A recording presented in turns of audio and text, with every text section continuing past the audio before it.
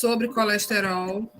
A gente hoje vai, não é bem tratar de trás para frente, mas a gente vai começar falando em algumas trocas alimentares importantes que a gente pode estar fazendo no nosso dia a dia para que se possa tentar melhorar a condição de colesterol ruim, de triglicerídeo ruim e melhorar o colesterol bom.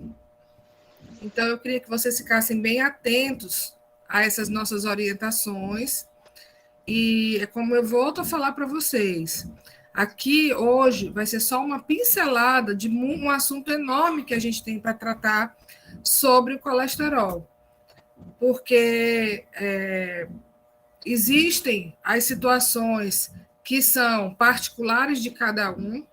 Eu gosto sempre de enfatizar isso quando a gente está conversando sobre as mudanças de hábitos alimentares, sobre essa reeducação alimentar, porque aqui a gente joga o geral, mas a gente não pode deixar de lado de que cada uma pessoa tem a sua individualidade alimentar e principalmente a sua individualidade na questão da doença. Porque dependendo do que aquele paciente tem, dependendo do que aquele doente tenha, a gente não pode ministrar ou orientar uma alimentação que seja na forma geral de tudo.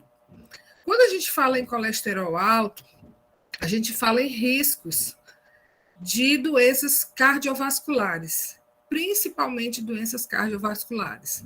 Quando a gente fala em colesterol ruim, a gente está falando em riscos.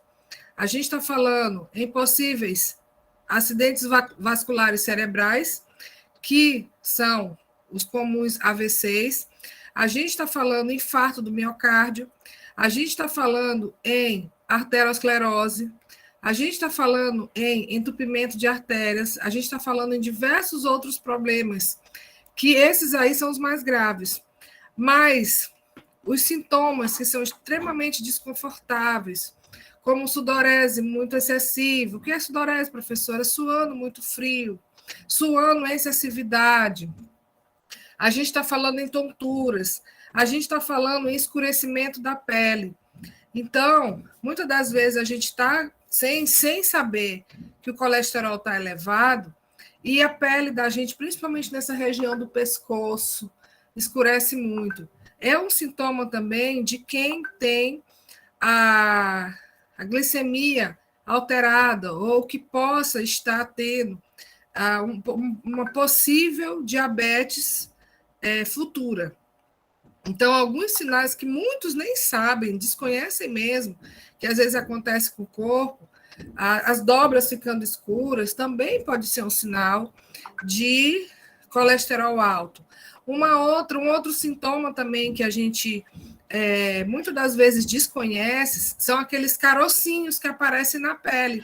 Às vezes aparece no braço, às vezes aparece na costa. Entenderam? Parece, vamos dizer assim, não sei se vocês sabem como é o carocinho de rubéola. São os carocinhos realmente que aparecem na pele e muitas das vezes ele pode estar assim ligado ao colesterol alto. E isso a gente não sabe, né? Essa parte clínica do colesterol elevado, dos sintomas de colesterol elevado, a gente pode até tratar num outro momento. Como a nossa intenção aqui é a gente trabalhar a alimentação, eu trouxe para vocês hoje uma proposta da gente fazer umas trocas, né? Porque, afinal de contas, tratar colesterol ruim através da alimentação é a gente saber que a gente precisa de fibras, é saber que a gente precisa trocar a nossa gordura ruim pela gordura boa. É saber que a gente vai ter que inserir no nosso cardápio alguns alimentos que a gente talvez não tenha costume de estar se alimentando e realmente retirar alguns outros alimentos. Quando a gente fala de reeducação alimentar, eu não gosto de dizer assim que você dá proibição. E quando a gente fala em retirar, querendo ou não, é uma certa proibição, mas que se tenha consciência do que se está fazendo, dessa troca que está sendo feita, para que haja uma melhora nesse sintoma, nesse resultado de colesterol. E é o que eu sempre digo, quando você faz um tratamento alimentar para melhorar a condição da sua saúde, gente, eu acho isso perfeito. Só você não ter que estar utilizando mais medicamentos é muito ruim. Tem muitas pessoas que têm sintomas bem ruins, aversão mesmo, a simvastatina, que é uma do... Não só a simvastatina, mas as medicações à base de estatinas, que muitas das vezes melhora o colesterol, mas em contrapartida, ele piora um outro resultado.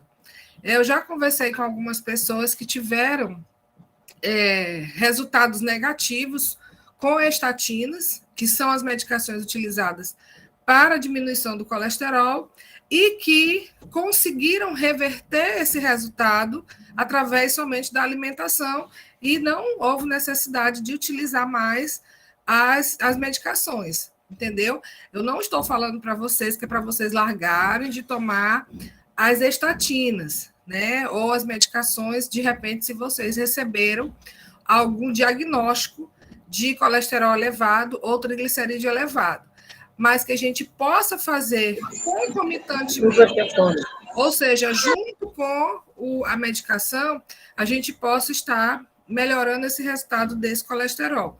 E assim, dizer para vocês que regular o colesterol é algo muito fácil. Se você tiver realmente vontade em reverter esse quadro, a gente consegue fazer a reversão de um quadro de colesterol elevado em um mês. Só através da alimentação a gente consegue fazer a reversão, né, de um colesterol ruim e melhorar o colesterol bom, só através da alimentação. Então, essa proposta que a gente tem para vocês hoje, da gente tentar, mais uma vez, encontrar outras possibilidades de melhorar essa condição de colesterol, triglicerídeo ruim e melhorar o nosso colesterol bom, tá bom? Então, vamos lá, a nossa primeira orientação. Quem está aí na coordenação, por favor, para mim, pode passar o primeiro slide. Então, assim, colesterol ruim elevado, como já falei para vocês agora há pouco, é uma das causas de doenças cardiovasculares mais possíveis, como o infarto, como AVC, que é um importante fator de risco de morte. Nós sabemos disso. Eu acho assim, é muito difícil a gente não conhecer alguém, ou até da nossa própria família, que de repente já teve um AVC, já teve um infarto. A minha mãe já teve 3 AVCs. A minha mãe, ela tem 3 stents, que nada mais é do que é uma molinha que é colocada dentro da artéria, que ela dilata a artéria para que o sangue possa circular melhor. Esse ano já, agora em janeiro, minha mãe colocou um marca-passo. Professora, mas isso tudo está ligado ao colesterol? Não, claro que não. A minha mãe, ela tem uma doença de nascença, só que a alimentação também faz com que aconteça. No caso da minha mãe, quando ela precisou colocar os stents por conta dos infartos, era assim, porque as artérias estavam entupidas. E uma outra coisa para dizer para vocês, o colesterol, gente, 70% do nosso colesterol, ele é produzido pelo nosso próprio corpo. Ele é produzido no nosso fígado. Então, imagina, 70% do nosso colesterol, ele é produzido pelo nosso próprio corpo. E aí é algo que a gente precisa vigiar. Se ele é produzido pelo nosso próprio corpo, então a gente precisa que os 30% que vem da alimentação, ele seja perfeito, ele seja uma produção perfeita, né? Por quê? Porque a gente já tem essa produção que é intrínseca, que é o nosso corpo que fabrica. Mas quando eu estou falando que o nosso corpo fabrica colesterol, eu não estou dizendo que ele fabrica colesterol ruim, ou só o colesterol bom, ele fabrica o colesterol. Entenderam? Que está ligado demais à nossa produção hormonal. E aí a gente volta aqui para a terceira idade, que é o nosso meio. Quando a gente chega, principalmente as mulheres, quando chega-se na fase da menopausa, que em 90% dos casos existe uma baixa hormonal. São poucas as mulheres que não precisam fazer reposição hormonal. Mas mesmo assim, quando chega na menopausa, o hormônio baixa. Quando o hormônio baixa, existe um desequilíbrio no corpo todo. E a gente sabe disso, né? Algumas mulheres sofrem muito com calores excessivos, com dores de cabeça, né? Então, e diversos cansaços. A menopausa também traz, por conta do próprio desequilíbrio hormonal, algumas deficiências de vitamina D, algumas deficiências de cálcio, e é quando aparece o que? A osteoporose, a osteopenia. Então, só pelo fato da mulher entrar ou passar pela menopausa, ela já tem um total desequilíbrio hormonal e, por conta disso, vem todo aqueles outros fatores que venham estar desequilibrando o restante, né, da própria fisiologia da mulher, entenderam? E o colesterol é um deles também. Se fala que a gente hoje não trouxe aqui as quantidades mínimas e máximas de colesterol, como eu disse para vocês, eu já vou fazer um pouquinho de trás para frente.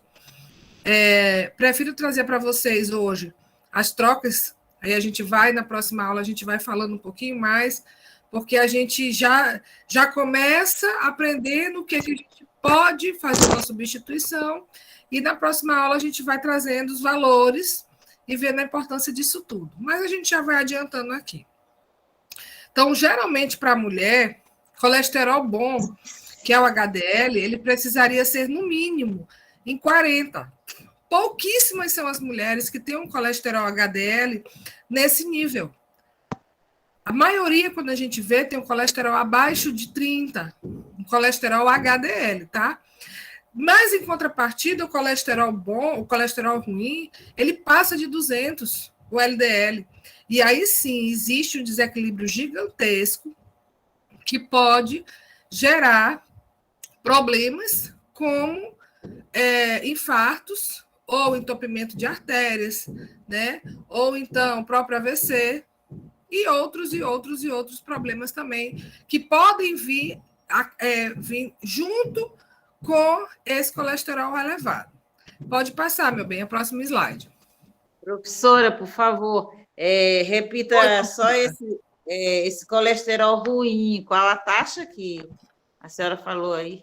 Não, eu estou dizendo assim, que a maioria das pessoas, a maioria não, as mulheres, elas tendem a estar com colesterol bom, abaixo do que é o recomendado. O recomendado é acima de 40. O colesterol ruim, ele, para ser bom, ele tem que ser abaixo de 120. Entendeu? E aí, como eu coloquei para vocês, que muitas das vezes a mulher está com colesterol ruim acima de 200 e o colesterol bom abaixo de 40. Você entendeu? Rosita?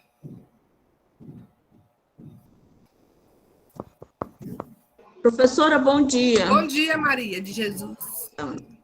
É porque eu cheguei agora, que a senhora sabe, eu também trabalho, eu saí rapidinho e vim assistir essa aula.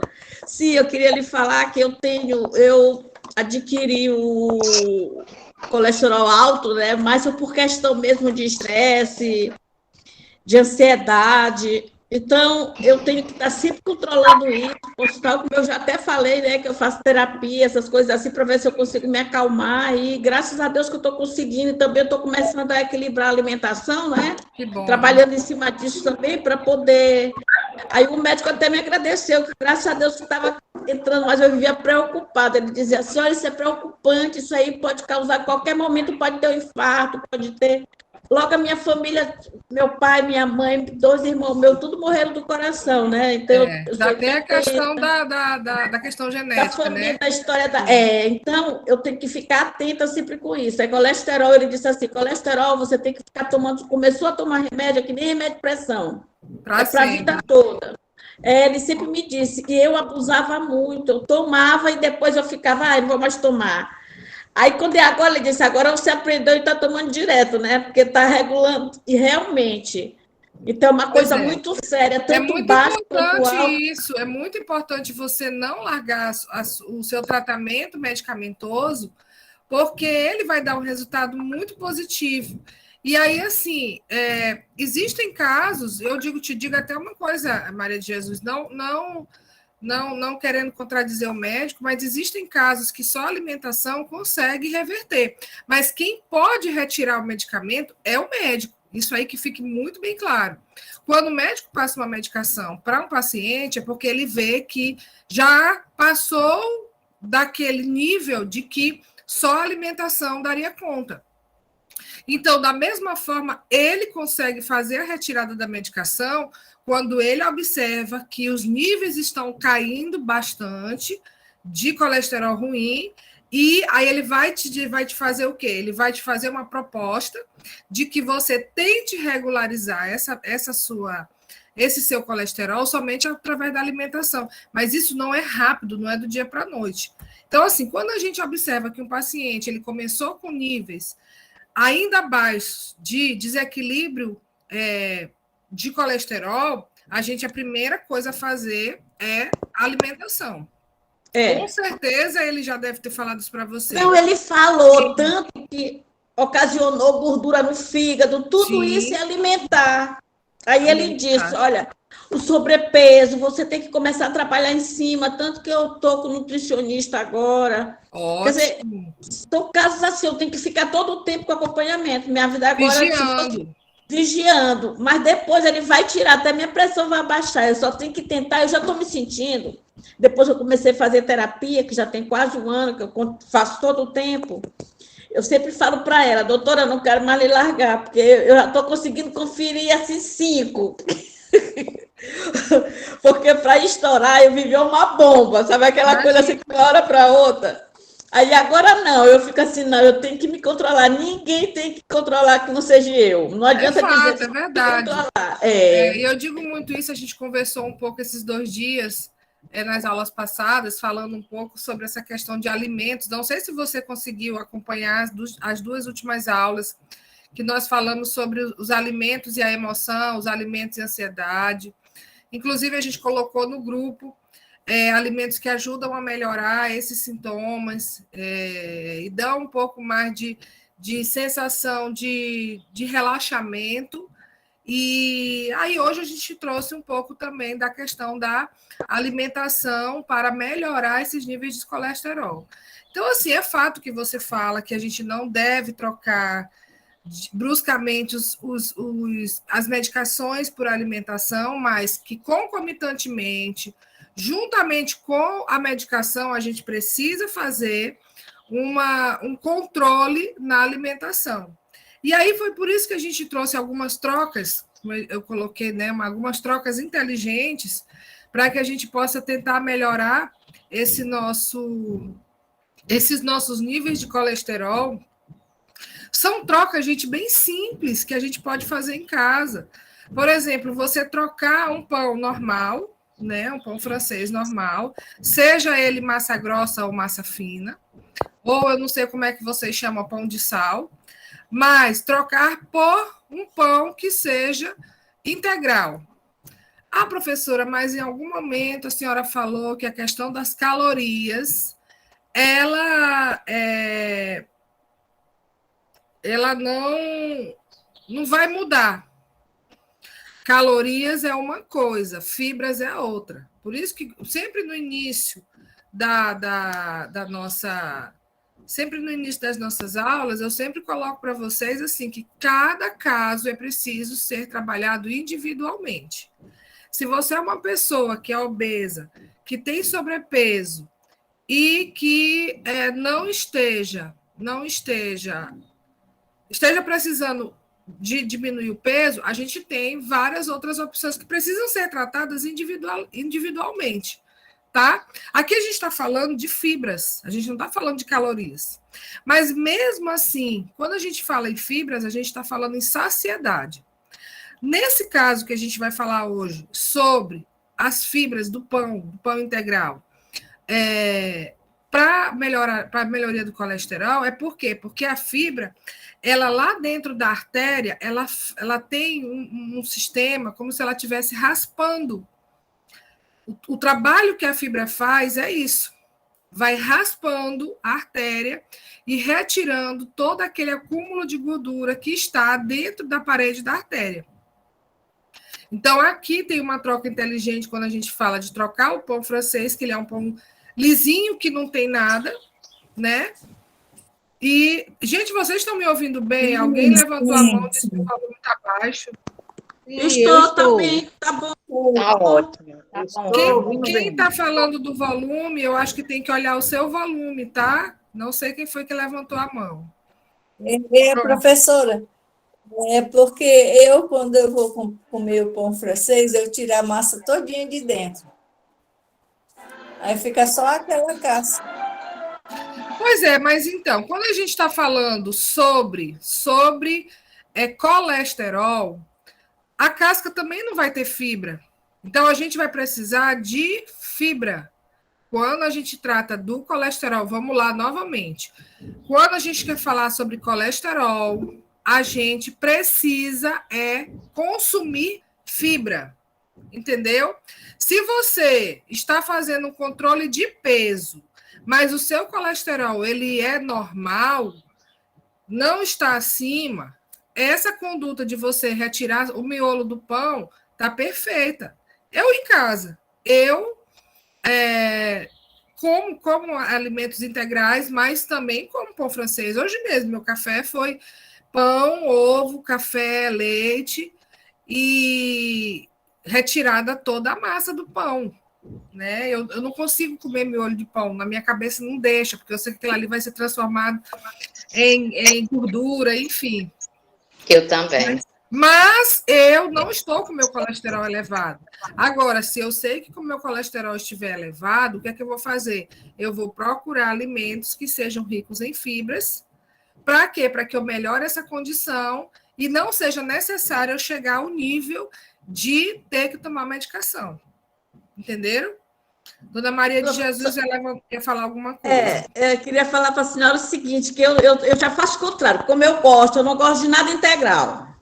Eu falo sempre, quando eu chego lá, eu já converso com o meu nutricionista, parece que eu que sou a médica. Ele vai dizendo uma coisa, eu digo, não, eu não quero isso, eu vou comer isso. Aí sabe o que eu comecei a fazer? As trocas inteligentes que eu fiz são o seguinte.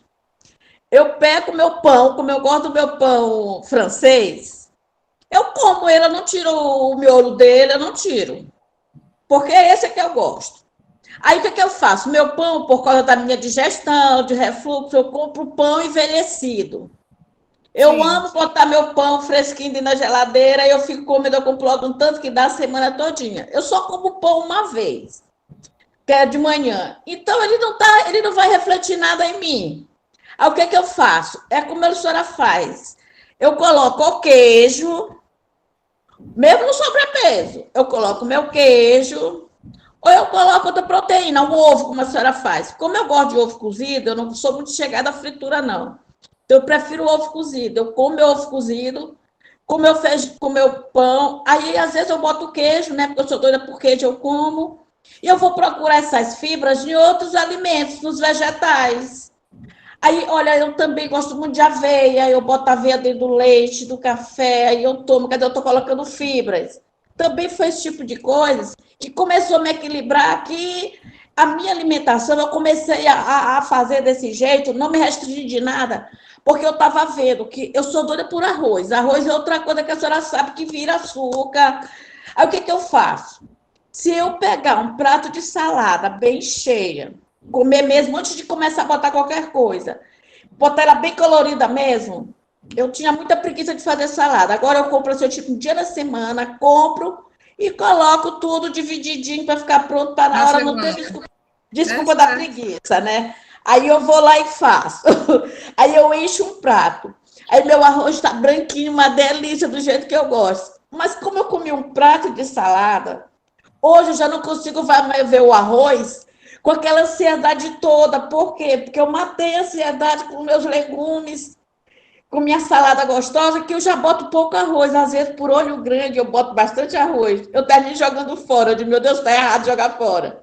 Então, eu estou conseguindo me equilibrar, não estou passando fome, não estou com aquela consciência pesada. Se eu quiser comer um bolo, eu como um bolo. Eu não como bolo toda hora, não sou chegada a doce. Então, assim. Pois é justamente isso que a gente quer quando a gente fala de reeducação alimentar. Não é você pegar e retirar a comida, mas é você saber quais são as comidas, quais são os alimentos que são mais saudáveis para aquele seu momento. Então, se você está com colesterol elevado, você precisa de um aporte maior de fibra. Se você está com a glicemia alta, você tem que fugir de alimentos que vão se transformar em glicose no sangue. Se você está com a pressão alta, você tem que fugir do sódio. Então, assim, são situações em que se precisa entender, antes de tudo, entender o que o alimento pode fazer, transformar dentro do seu corpo, para que ele não venha estar gerando ou piorando a sua situação de saúde. Né? Então, é isso que é. Então, assim, a proposta aqui é uma proposta, né, do pão. Você está entendendo que está com colesterol elevado? É uma troca muito simples de você tirar o pão francês e trocar por um pão integral. Por quê? Por conta das fibras. Pode passar a próxima imagem, e aí a gente vai falando, explicando aqui a questão dessa troca. As fibras, né? A massa integral, ela contém muitas fibras. Que ao chegar no fígado, ela vai diminuir a produção do colesterol. O que foi que eu disse para vocês? O fígado é o órgão que produz 70% do nosso colesterol. Aquilo que a gente come vai para o fígado. Gente, tudo que entra no nosso corpo passa pelo fígado. Seja a nível alimentar, alimentando pela boca, ou seja a nível venoso. Você tomou uma injeção de um polivitamínico através da veia, no soro, vai passar pelo seu fígado. Tudo que entra no nosso corpo passa pelo nosso fígado. Então, se o fígado é o responsável pela produção de colesterol, aquilo que a gente come precisa ter uma quantidade maior de fibras, já que a gente está precisando de diminuir essa produção de colesterol ruim. Além disso, ajuda também a não formar aquela gordura no fígado. Então, a quantidade de fibras que a gente consome, ela vai diretamente estar dando resultado lá no nosso colesterol também. Pode passar o próximo slide, por favor. Certo? Aqui é algo muito importante, gente. Muitas pessoas elas acham que a viscosidade do leite é que vai influenciar na quantidade de vitaminas, e não é. O leite, Dona Leila, desliga o... Pronto. O leite desnatado, fazer a troca pelo leite integral. Gente, o leite, a diferença entre um leite desnatado e um leite integral nada mais é do que a quantidade de gordura.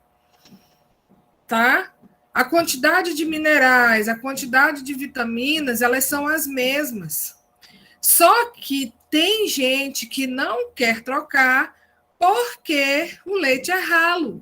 Claro, o que faz com que ele esteja aquela viscosidade, que ele seja um leite mais grosso, é a gordura. Entendam dessa forma. Pode até ser que o sabor não seja igual, mas aquilo que está fazendo o leite integral ficar grosso nada mais é do que a quantidade de gordura. Quando você consome um leite desnatado, você está fazendo uma escolha de quê? De tirar a gordura toda do leite e consumir só as vitaminas e os minerais. Certo? Pode passar o slide. E aí a gente tem aqui a informação, o leite desnatado, ele tem o mesmo teor de cálcio, com a vantagem de ter menos gordura saturada. Então, o excesso de gordura saturada vai fazer o quê?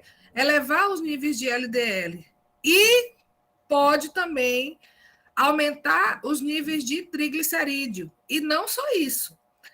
Pode e geralmente acontece o acúmulo de gordura no fígado. Por isso que quando existe o diagnóstico de esteatose hepática, que é a gordura no fígado, geralmente o médico mesmo fala, vamos trocar os alimentos, vamos comer alimentos que não tenham gorduras.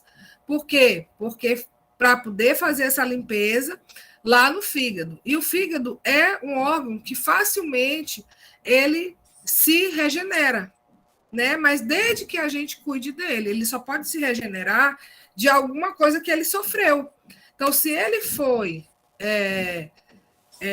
acometido de muita gordura, ele vai ficar recheado de gordura, vai deixar de absorver alguns outros nutrientes, fazer o trabalho dele de tudo que é captação de algumas vitaminas e minerais. Por quê? Porque ele está muito cheio de gordura, tá bom? Então, esse aqui é um dos mais importantes, uma das mais importantes trocas que a gente deve fazer.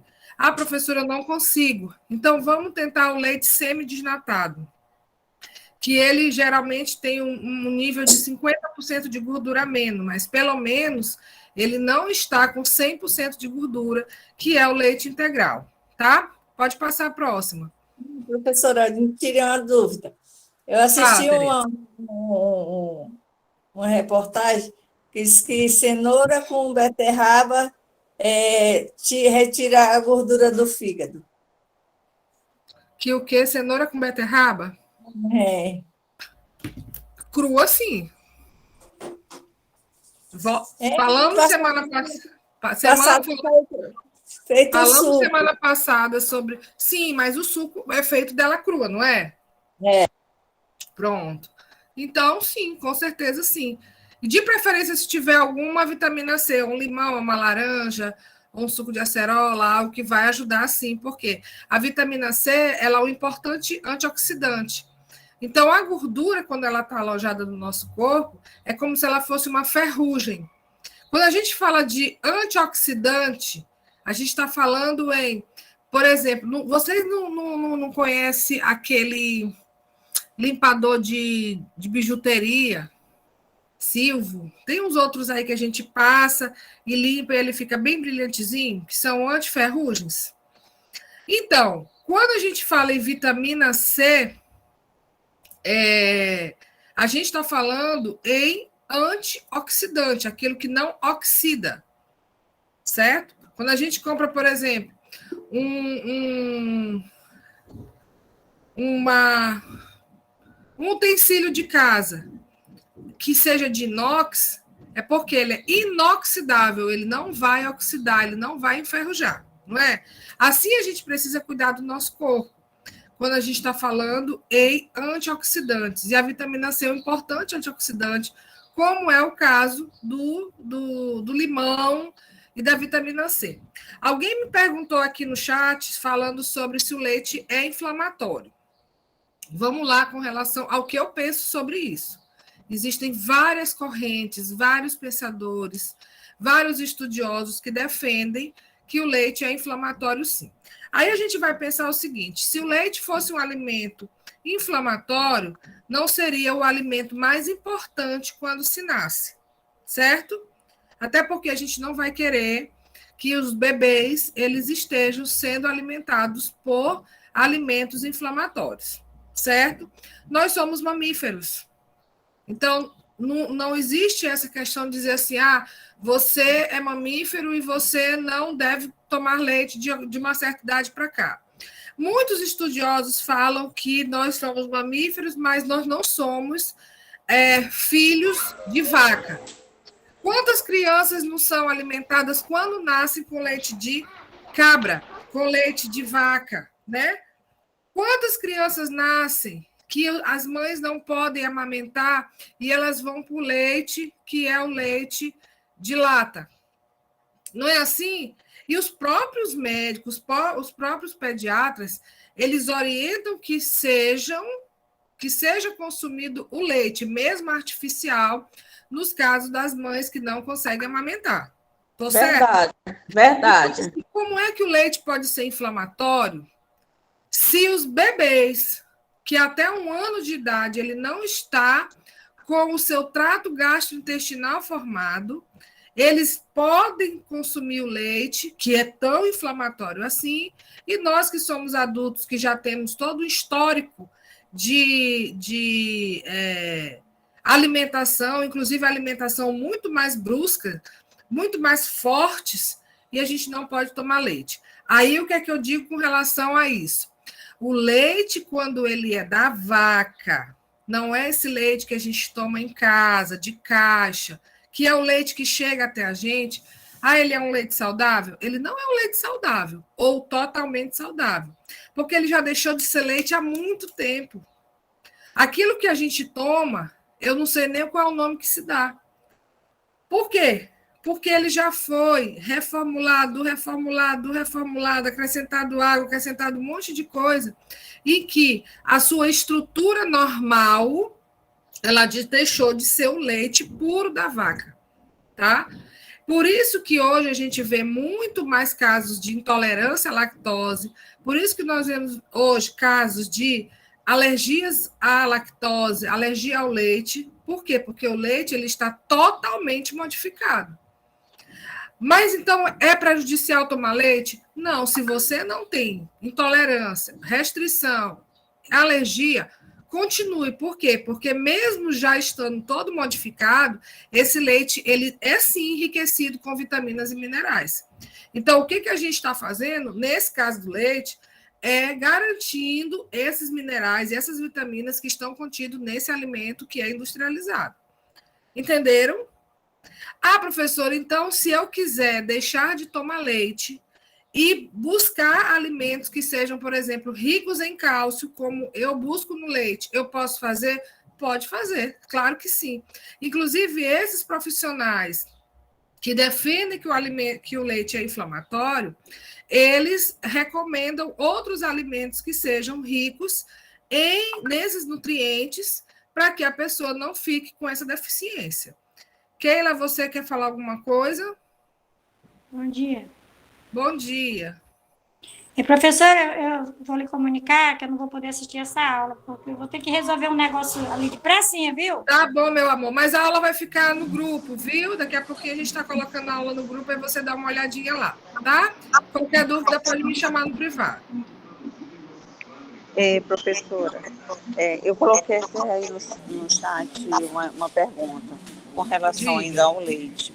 Desculpa aí. Pelo menos eu sou do tipo de tomar leite de amêndoa. Aquelas amêndoas que vêm em caixa. Eu não preparo, entendeu? Eu compro já preparado naquelas caixas. Também, eu vejo que também deve ter muitos componentes para até poder ter a durabilidade, né? E aí, no caso, entre esse leite normal e leite de amêndoa, qual seria o ideal? Porque todos nós, quando chegamos na terceira idade, a probabilidade é maior de termos gordura no fígado. Sim. Né? Você está me ouvindo bem? Estou te ouvindo bem. Então tá. Então, a probabilidade é maior de nós termos gordura. Eu, pelo menos, já tenho. Faço muita atividade física, mas parece que quanto mais faz, a gente não consegue eliminar de uma hora para outra, então, nem tão pouco por muito tempo, né? E aí, no caso, esse leite de amêndoa é recomendável? Melhor do que o... Sim, com certeza. É um leite vegetal. Você está me ouvindo direitinho? Estou ouvindo, estou. Então, tá. Certo. Então, é um leite vegetal, é um leite saudável, bem saudável, e a gente não tem contraindicação, assim como você falou sobre a questão dos conservantes, né? É um leite que, claro, todo alimento industrializado, ele precisa de ter um aporte de conservantes para justamente poder ter um tempo de validade maior. Mas é um leite saudável, sim. Não tenho nada contra os leites vegetais. Muito pelo contrário, eu acho que é uma alternativa importante para quem tem algum tipo de problema, né? Porque geralmente eles não têm lactose. Então, agora tem que observar a digestibilidade. Se você está conseguindo digerir bem tranquila, porque esse é um dos maiores problemas do leite normal, né? O leite natural, o leite de caixa, o leite de saco, enfim. Esse é um dos maiores problemas, é a questão da digestibilidade, justamente por conta dessa quantidade de conservantes que existe na sua própria formulação, tá bom? E aqui, gente, a gente vê aqui uma outra troca também que seja importante, é a troca do leite, ou melhor, do óleo de soja pelo azeite de oliva, principalmente se for um azeite de oliva extra virgem. é muito importante, porque a quantidade de saturação ele vai ser muito menor, então é muito mais saudável. Pode passar. E o que a gente quer é trazer opções para vocês que sejam saudáveis. Pode passar o slide, por favor. Então, aqui, o azeite de oliva, ele aumenta os níveis de LDL, ou melhor, ele não aumenta os níveis de LDL e ainda faz ajudar a aumentar os níveis de HDL, que é o colesterol bom.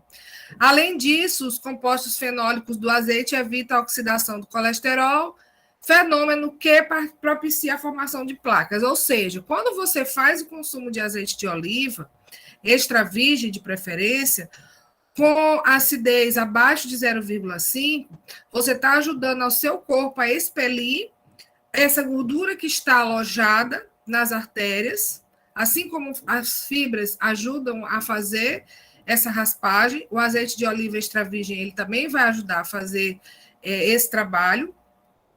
E, além disso, ele vai ajudar a não criar mais placas de gordura nessa parede da artéria, certo? Pode passar o próximo slide. Aqui a gente vê, professora, a senhora está pedindo para trocar uma carne vermelha por uma carne branca? Não necessariamente, mas a gente vê que aqui, bem pertinho do X vermelho, a gente vê uma camada muito grossa de gordura, a gordura aparente. Aqui a gente tem uma picanha. E aí o que é importante? Que você faça escolhas saudáveis se você está apresentando um colesterol ruim. Professora, mas nunca mais eu vou poder consumir? Vai poder sim. Só que o que é que a gente quer primeiro?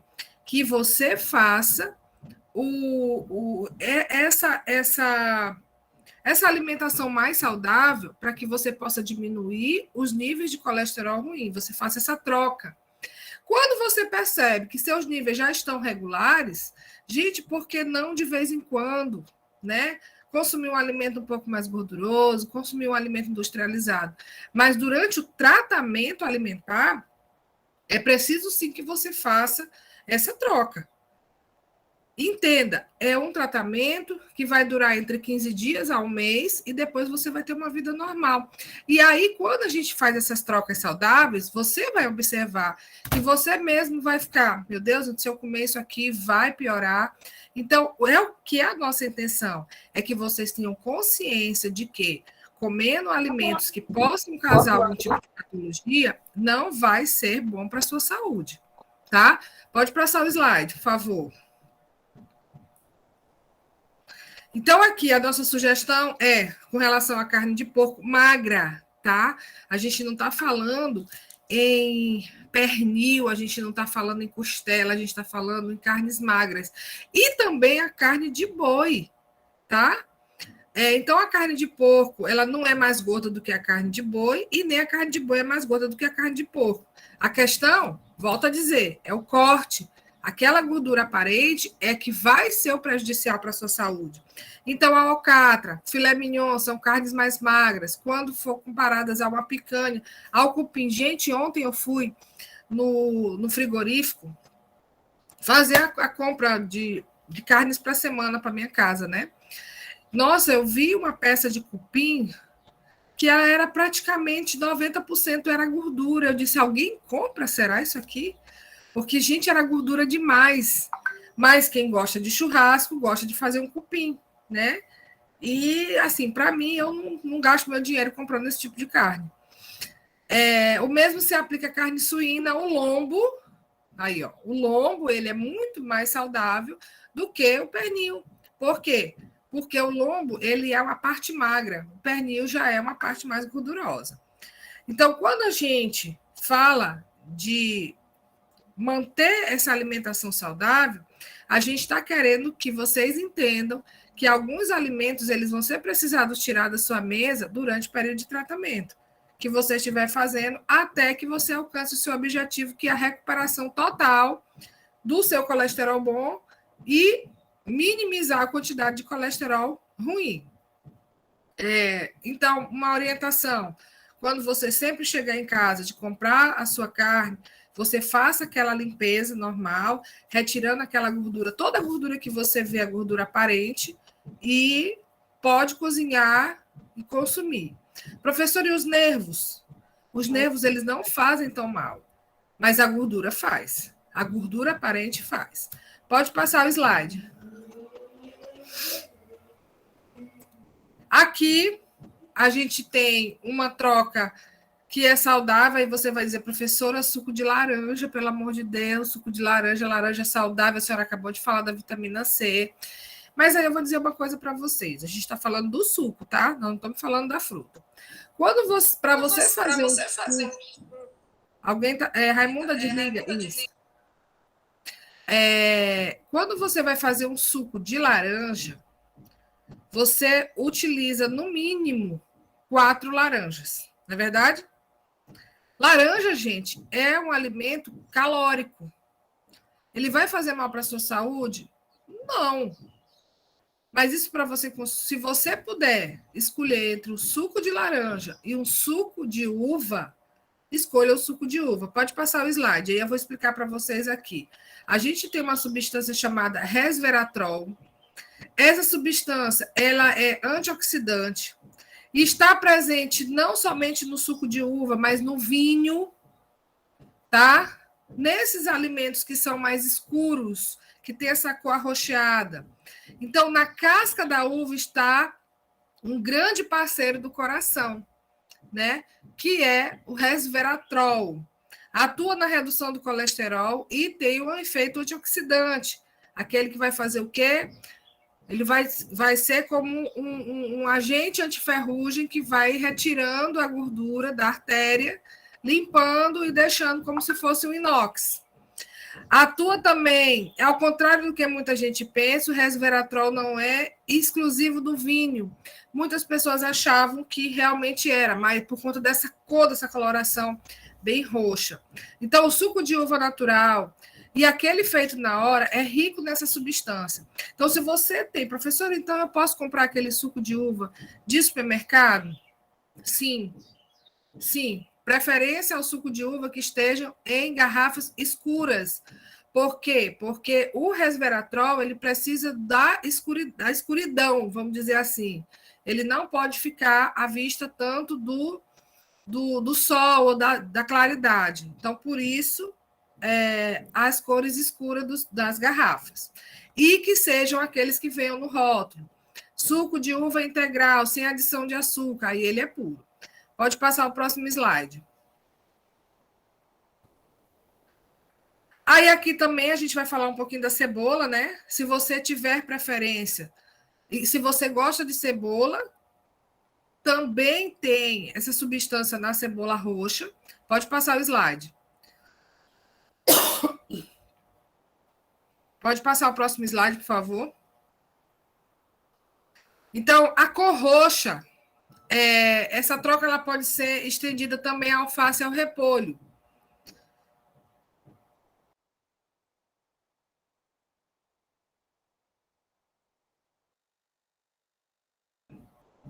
Não, volta lá na cebola, por favor. Isso. Então, assim, qualquer alimento na cor arroxeada, ela vai ajudar a combater o colesterol por conta da antocianina, que é uma substância que inibe a enzima que participa da síntese do colesterol no fígado, além de aumentar a eliminação desse colesterol pelo organismo.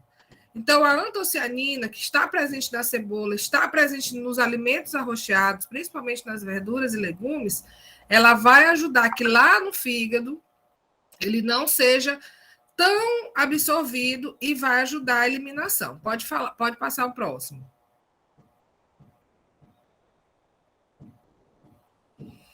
Aqui a Marise perguntou se pode trocar o suco de... Marise, pergunta aí para mim aqui, ao vivo.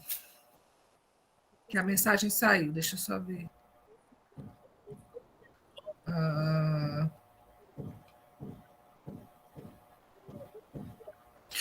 Tá, eu não sei, Marise, respondendo aqui tua pergunta. Pode ser trocado pelo suco de garrafa e pelo suco natural. Existe também, inclusive, as polpas de uva Não é tão fácil encontrar, mas a gente consegue encontrar também.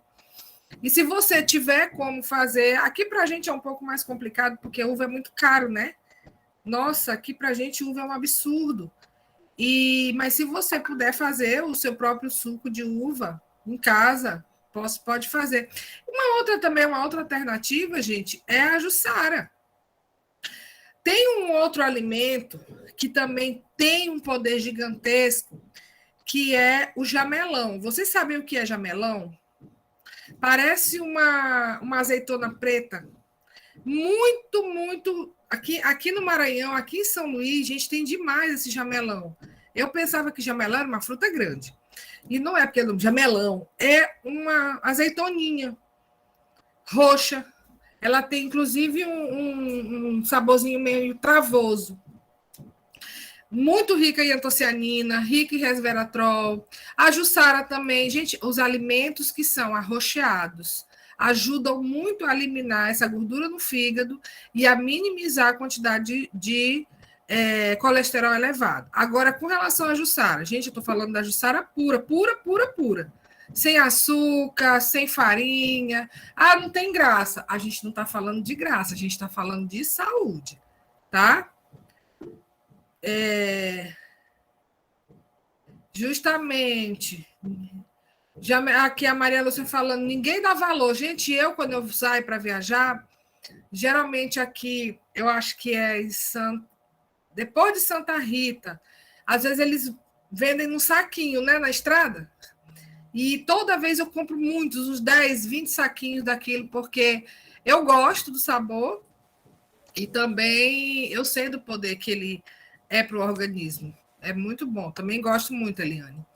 Aqui uma outra troca inteligente, a gente inclusive já falou em alguns outros momentos, o chocolate ao leite, trocando pelo chocolate amargo ou meio amargo, tá? Pode passar aí o slide para a gente ver o que ele está falando. O chocolate amargo, nem todo chocolate faz bem, isso nós vemos, a gente tem vindo batendo na tecla. O tipo que merece respeito é o chocolate amargo. Ele fornece as catequinas, que são substâncias que ajudam a sequestrar o colesterol ruim e impedir que ele se oxide, que ele se enferruje. Ficar atento que o chocolate amargo, que faz realmente efeito, ele é acima de 60% de cacau. Marisa está aqui me dizendo que a vizinha dela tem jamelão, que pega para mim também, tá? Pode passar, eu não sei se já acabou os slides, mas... Olha aqui que eu amo. Amo. A gente, inclusive, já teve algumas aulas da valorização da pipoca. Trocar a pipoca de micro-ondas por pipoca de panela. De preferência sem sal. Gente, se vocês imaginassem como a pipoca é saudável, vocês comeriam pipoca todos os dias. Porque pipoca, além da crocância, que já ajuda lá no cérebro a dar um poder de saciedade, ela tem uma quantidade de fibras enorme, enorme. Então, professora, posso comer pipoca todo dia? Pode e deve. Porque ela não tem... Se você não botar sal, você não vai ter problema com pressão arterial e você não vai ter problema com gordura se você não colocar também a gordura. Eu posso fazer, então, a pipoca sem o óleo? Pode. Gente, o que estoura o milho da pipoca é o calor e não o óleo, tá certo? Professora, é muito ruim comer pipoca sem sal. Não, gente. Ruim é você começar a primeira vez. Depois que você inicia, você vai ver como você consegue. Existe o sal de ervas também, que é importante. Eu aqui em casa, eu faço o quê? Depois que eu faço a pipoca, eu rego ela de azeite de oliva. Então, 2 alimentos super importantes, super saudáveis e que deixam um gostinho bem agradável, né? Maracó, Marinês, levantaram a mão, podem falar. Professora, eu fiz a pipoca sem óleo, nunca tinha feito.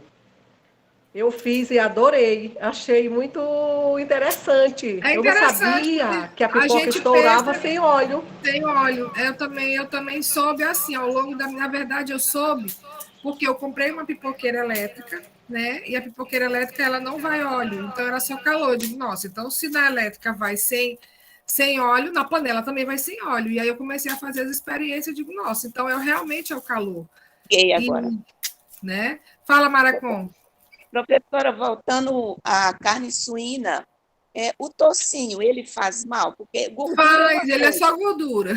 o tocinho é outro, mas o corinho, um torresminho é muito gostoso, não é? Mas aí é o que eu digo, no período que você estiver fazendo tratamento para melhorar o seu colesterol, você não deve. Depois que esse colesterol estiver normalizado, aí sim você pode fazer o consumo uma vez ou lá, outra no mês, entendeu? Mas eu também gosto, mas a gente tem que também saber ponderar, é como eu digo, não é? A gente não vai eliminar 100%, mas a gente precisa também saber que não é um alimento tão saudável, tá bom? Alguém mais professora, Oi, deixa eu Maria lhe falar. Dias.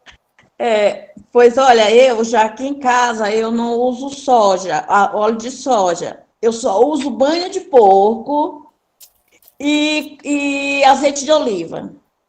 E o vinagre de maçã, aquele vinagre de vidro mesmo, vou colocar de maçã mesmo, eu compro até o orgânico. Certo. Então, assim, eu acho que essa regra aí de fazer mal vai para cada pessoa. Como eu estou falando, é individualizado. A gente precisa entender.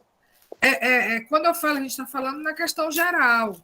Mas, às vezes, assim, porque às vezes que eu digo muito assim, às vezes o que faz bem para você não faz bem para o outro. Por isso a gente trata, para isso que serve o nutricionista, para que ele consiga fazer um trabalho individualizado com você. Entendeu?